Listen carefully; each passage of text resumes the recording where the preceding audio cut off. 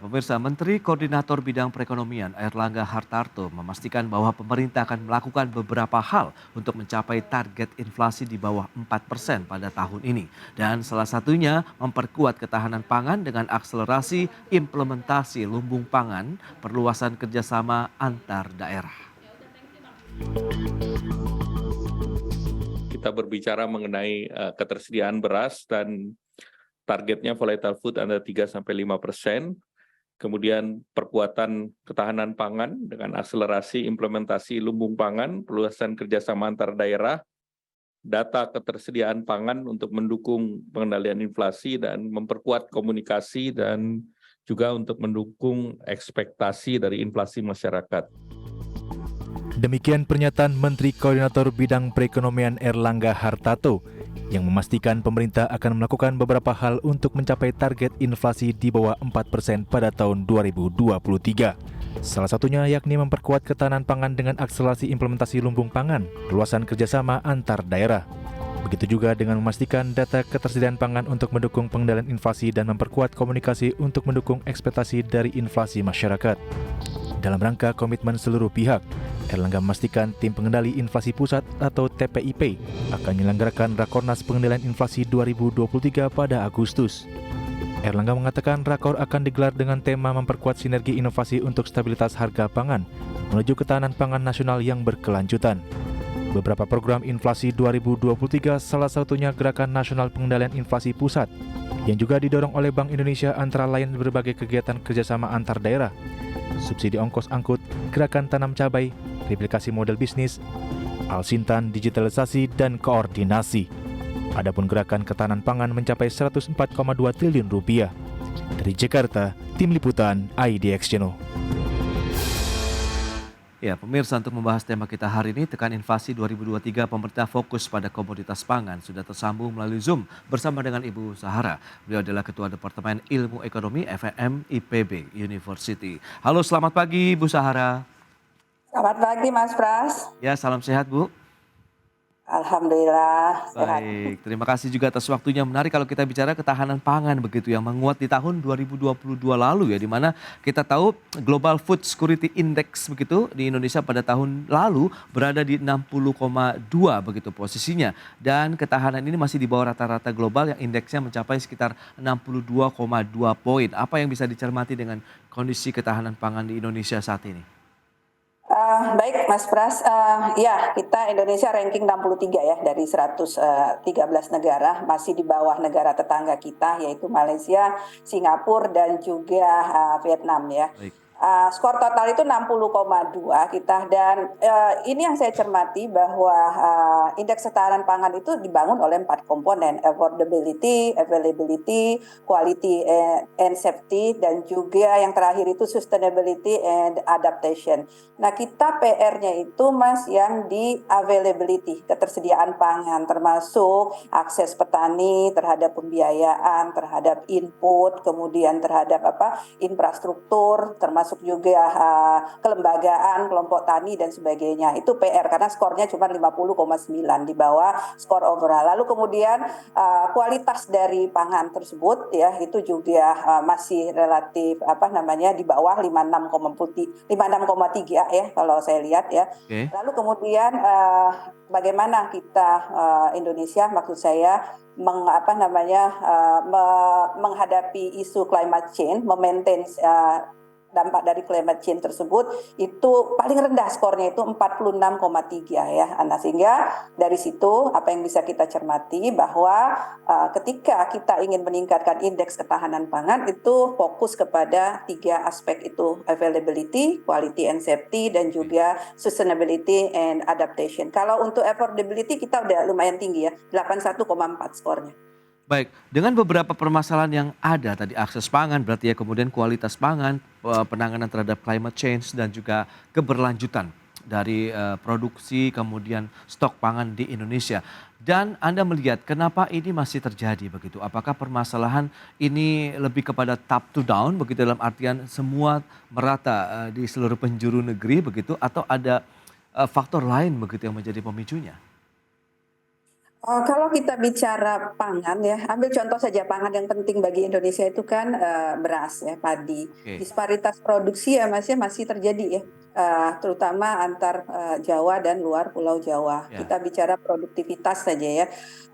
Produktivitas ya kalau kita lihat di wilayah apa namanya provinsi-provinsi di Jawa itu di atas 56 kuintal per hektar ya, Oke. terutama untuk Jawa Barat, Jawa Tengah dan Jawa Timur. Sedangkan apa namanya provinsi-provinsi di luar Pulau Jawa itu kan masih berada di bawah ya, kebanyakan di bawah rata-rata nasional 52,26 kuintal per hektar. Nah, perbedaan tersebut kenapa disparitas terjadi maksud saya karena adanya perbedaan infrastruktur ya. Misal akses terhadap irigasi, jalan usaha tani itu harus kita akui Pulau Jawa itu relatif lebih bagus terkait dengan infrastruktur. Lalu kemudian efisiensi teknis ya di apa namanya Pulau Jawa terkait penggunaan pupuk, metode tanam dan sebagainya itu juga lebih bagus. Kemudian aspek kelembagaan ya, akses terhadap extension service ya, penyuluh, kemudian keanggotaan kelompok tani itu masih bagus. Dan yang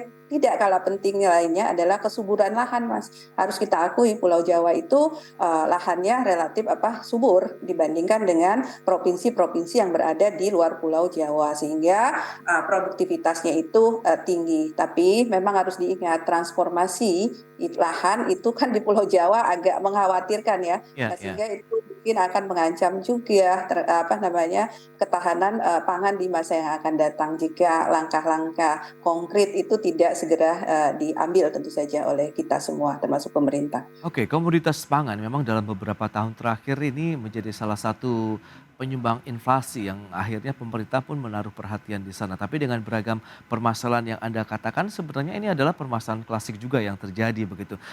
Kira-kira bottleneck ini di mana, Bu Sahara?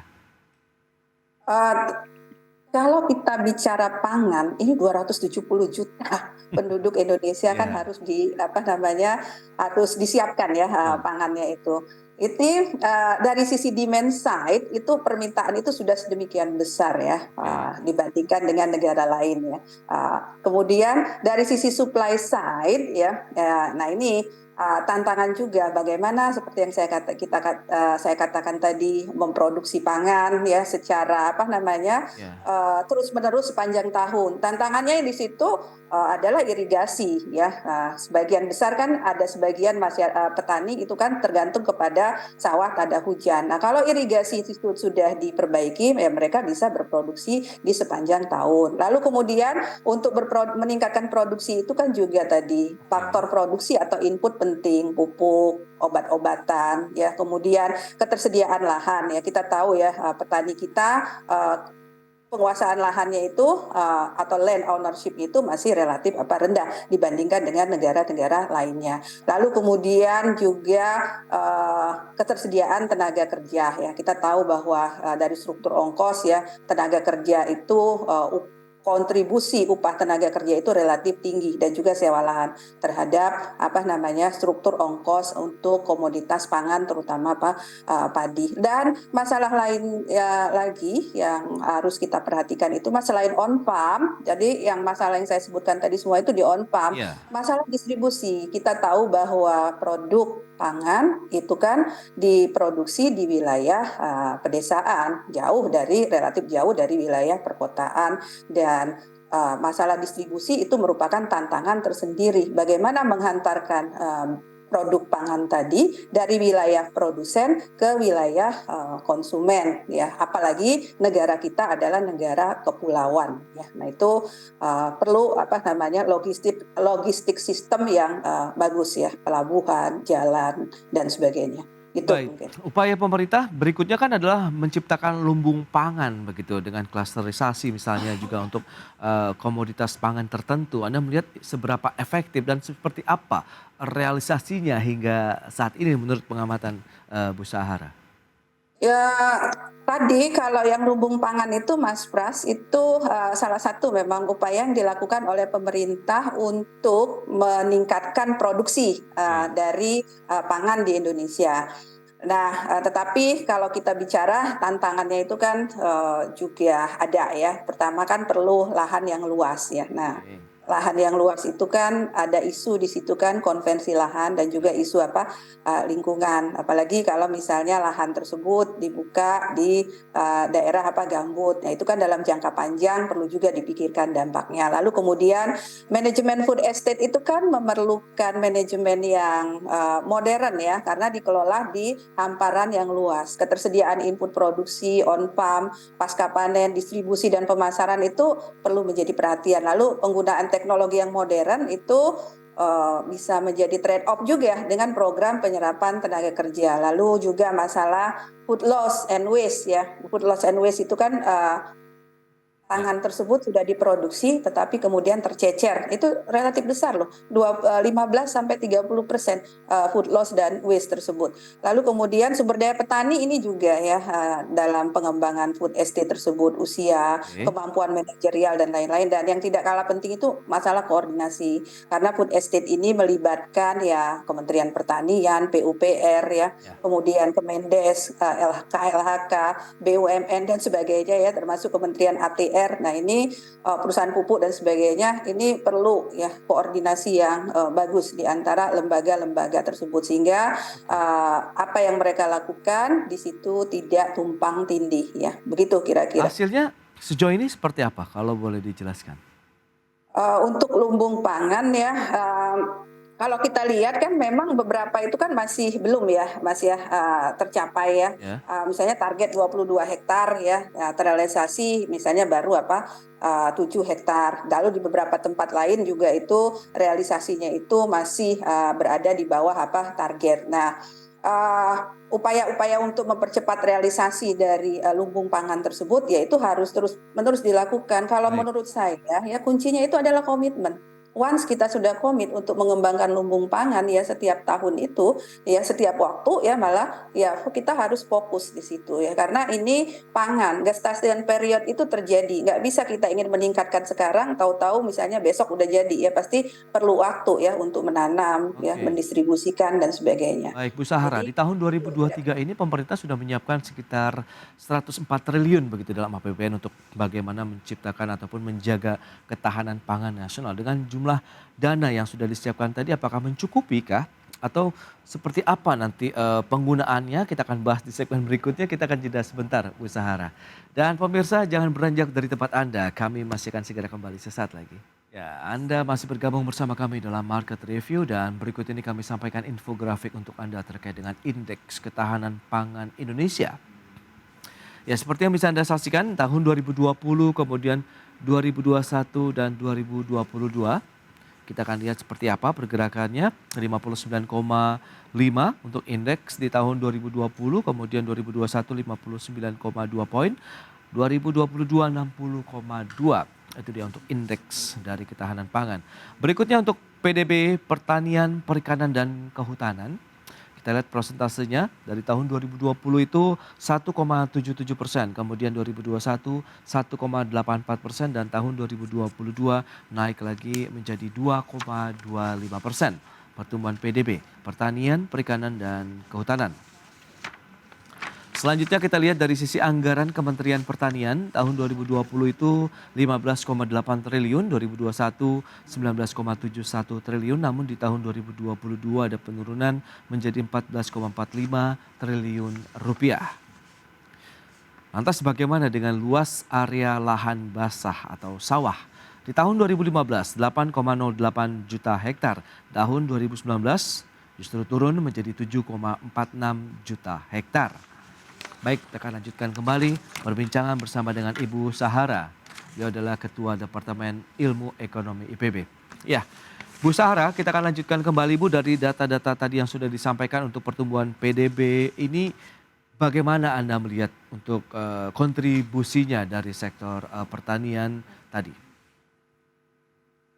baik ya, jadi sektor pertanian itu berperan penting ya terhadap pertumbuhan ekonomi Indonesia. Dan ketika pandemi COVID-19 itu kan kemarin terbukti ya bahwa sektor pertanian itulah yang merupakan kita bisa mengatakan penyelamat ya dari perekonomian Indonesia. Nah, di situ kan pangan ya jelas ya, sehingga peran penting dari sektor pertanian itu sangat luar biasa ya.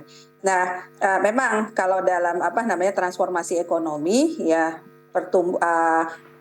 kontribusi sektor pertanian itu seharusnya itu semakin nanti tergantikan dengan peran industri ya. Tetapi kalau saya menganggap bahwa untuk Indonesia industri yang perlu menjadi fokus perhatian itu adalah agroindustri. Artinya di situ Mas, hilirisasi itu harus dilakukan, terutama untuk produk-produk pangan ya. Lalu kemudian transformasi next berikutnya itu adalah jasa. Tetapi memang sebelum menuju ke situ, karena kita adalah negara agraris, tentu saja sektor pertanian itu perlu kita perkuat. Oke. Bagaimana dengan anggaran yang sudah disiapkan dalam APBN 104 triliun? Oh, itu besar ya saya kira, dan kita menyambut baik upaya pemerintah tersebut untuk meningkatkan anggaran di sektor ketahanan pangan tersebut. Nah, tetapi perlu menjadi catatan juga, dan ini menjadi catatan kita bersama, bahwa dana 104 triliun itu kan Mas tersebar di berbagai kementerian lembaga dan juga non kementerian lainnya ya. Nah, ini sekali lagi yang saya katakan PR kita memang di negara Indonesia ini masalah koordinasi.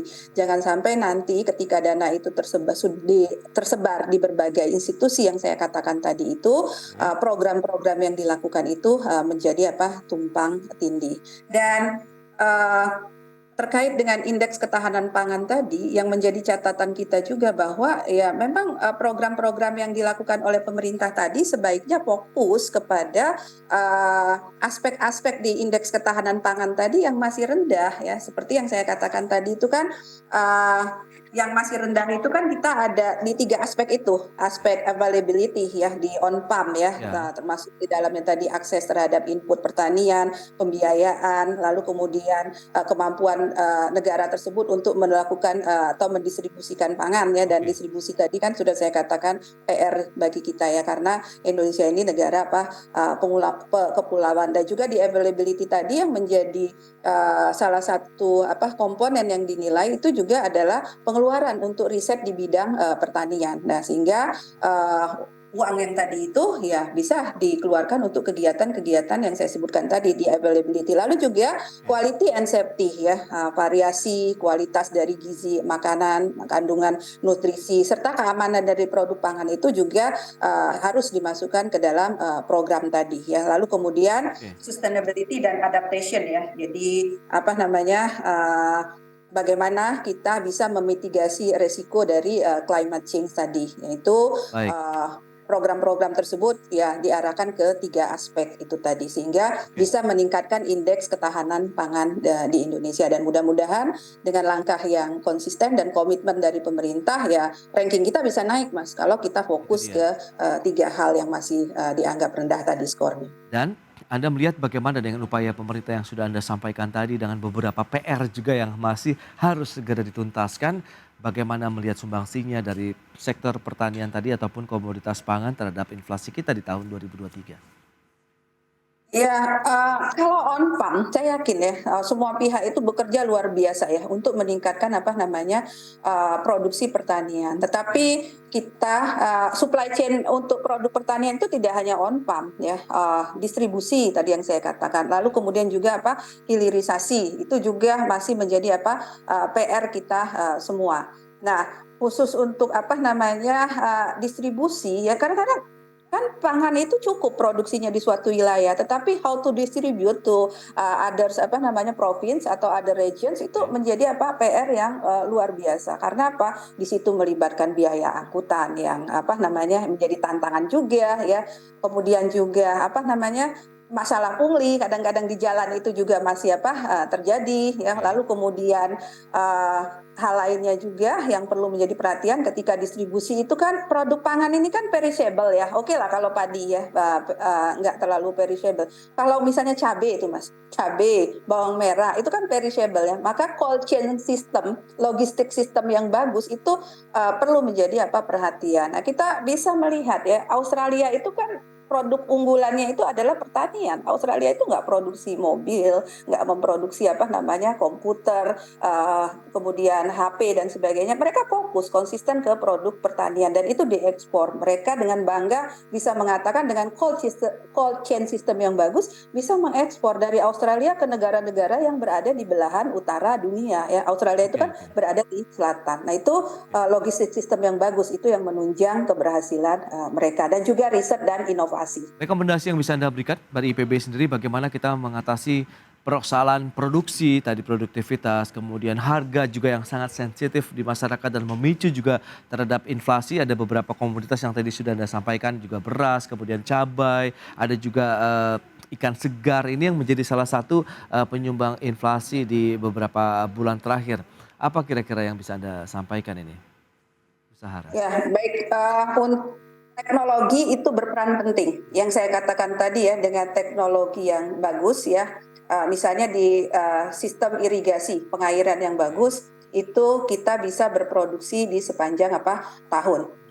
Lalu kemudian dengan benih unggul ya, kemudian metode tanam yang yang bagus ya, itu tentu saja bisa meningkatkan produksi di on farm.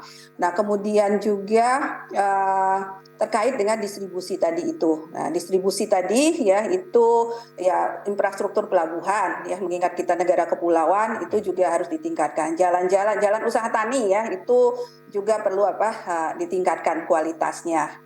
Pelabuhan tadi sudah, lalu kemudian yang cold chain system tadi, sistem logistik ya, karena produk pertanian itu ketika tidak cepat didistribusikan ya itu akan cepat rusak. Nah itu pekerjaan utama itu terutama di how to distribute tadi itu, logistik sistem yang bagus dan juga fluktuasi harga tadi itu kan kalau memang misalnya teknologinya sudah bagus, bisa berproduksi sepanjang tahun, itu kan bisa mengurangi fluktuasi produksi. Nah, fluktuasi produksi itu bisa dikurangi, kan fluktuasi harga itu kan juga bisa dikurangi. Kita tahu fluktuasi harga itu terjadi kan karena misalnya ada kelangkaan dari barang tersebut, gagal panen. Kalau bicara mengenai kelangkaan beberapa waktu terakhir ini kan ada lagi di minyak goreng begitu, dan minyak kita yang memang ini menjadi andalan pemerintah untuk mendorong lapisan menengah ke bawah, kemudian juga ada kejadian beras oplos begitu. Anda melihat bagaimana situasi yang terjadi justru ini di masyarakat begitu?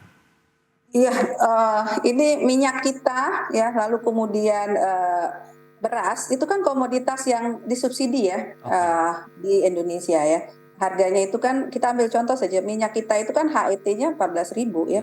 Nah itu tentu saja kalau kita kaitkan dengan fenomena para pemburu rente ya, rent seeker di Indonesia yang luar biasa ya, terutama pada komoditas pangan itu perlu menjadi catatan kita semua. Pangan itu seksi loh Mas, ratusan juta penduduk Indonesia itu butuh makan. Betul. Ya. Jadi termasuk itu pangannya minyak goreng dan beras. Artinya margin yang ada di komoditas pangan itu sangat menggoda karena volumenya yang besar. Nah, para pemburu rente ini ya mereka yang memiliki perilaku yang oportunistik ya, berusaha mengambil keuntungan dari kondisi yang ada. Nah, pada kasus minyak tadi dia disubsidi. Harga tadi 14.000. Jadi karena harga yang relatif murah tersebut ya mereka mencoba mengambil keuntungan, beli lalu kemudian dikemas ulang. Kemudian bisa dijual dengan HET yang tinggi. Nah, situasi yang menimbun, mengoplos, merubah kemasan barang itu yang mereka lakukan. Ya, salah satu PR lagi juga yang harus dituntaskan begitu ya, dari beberapa kerikil-kerikil tadi, tapi justru itu yang sangat dekat dengan masyarakat yang langsung mengalaminya begitu ya, Bu Sahara. Baik, Bu Sahara, terima kasih banyak ini atas waktu dan sharing yang Anda berikan. Semoga permasalahan pangan ini benar-benar bisa teratasi, ketersediaannya ada, kemudian bisa mencukupi kebutuhan di masyarakat sehingga harganya terkendali sehingga tidak juga memicu inflasi di Indonesia. Terima kasih, selamat melanjutkan aktivitas Anda kembali. Salam sehat, Bu Sahara.